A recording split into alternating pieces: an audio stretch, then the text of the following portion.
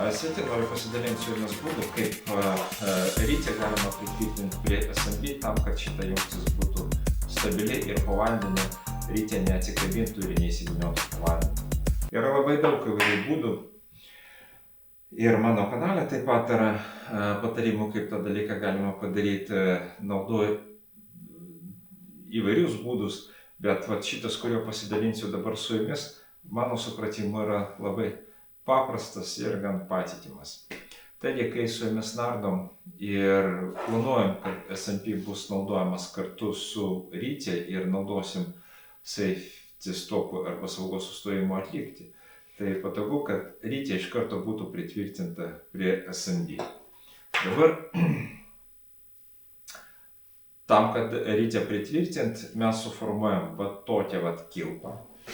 Matot, čia yra tiesiog tokia kilpa. Ant tos kilpos pas mane dar čia yra užrištas toks mazdelis, jį vadina sausų pirštinių mazdas, tam, kad galima būtų lengviau su sausom pirštinėm pagriebti ir išvynioti tą siūlą, bet verdant šiltam vandenį tas dalykas nėra aktualus. Ir dar yra labai svarbi detalė, gale mes čia užrišam irgi tokią kilputę. Kam šitą kilputę reikalinga? Ta kilputė reikalinga tam, kad mes, kai pritvirtinam šitą rytę, o jį tvirtinasi taip, praveriam pro D žiedą, pro tokį kilpą praveriam ir padarom taip. Tai šitą kilputę reikalinga tam, kad reikalui esant aš galėčiau atlaisvinti ir vėl išardyti šitą visą jungtį. Tai darom taip, žodžiu, yra didelė kilpa, yra maža kilputė ir dabar žiūrėkit, ką aš darau. Dabar šitą mažą kilputę aš naudoju kaip mato vienetą. Ir aš suformuoju dar vieną kilpą. Pasižiūrėkim. Dabar aš parodysiu. Šitą kilputę ir šitą kilputę. Padarau tokią pat. Tokią pat nedidelę kilputę. Šich.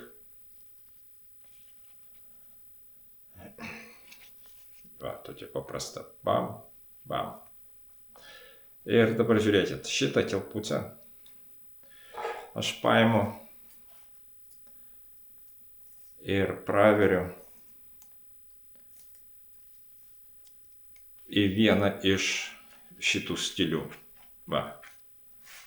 Šich. Ir praveriu. Taip gaunasi. Pažiūrėkit. Šich. Šich. Dabar imam double enderį ir prisegam. Bam. Bam. Taip visas šitas reikalas atrodo. Ir dabar, jeigu tas dalykas atsilaisvint vandenį, praktiškai misija neįmanoma.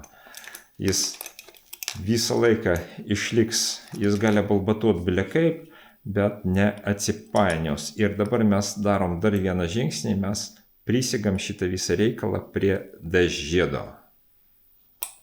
Taip.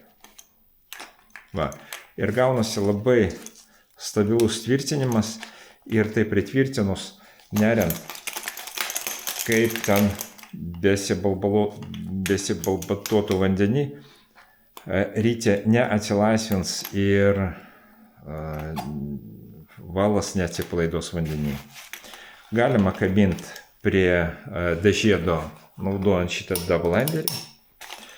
Pas mane dar čia pritvirtintas papildomas karabinas, aš tvirtinsiu jį už šito karabino.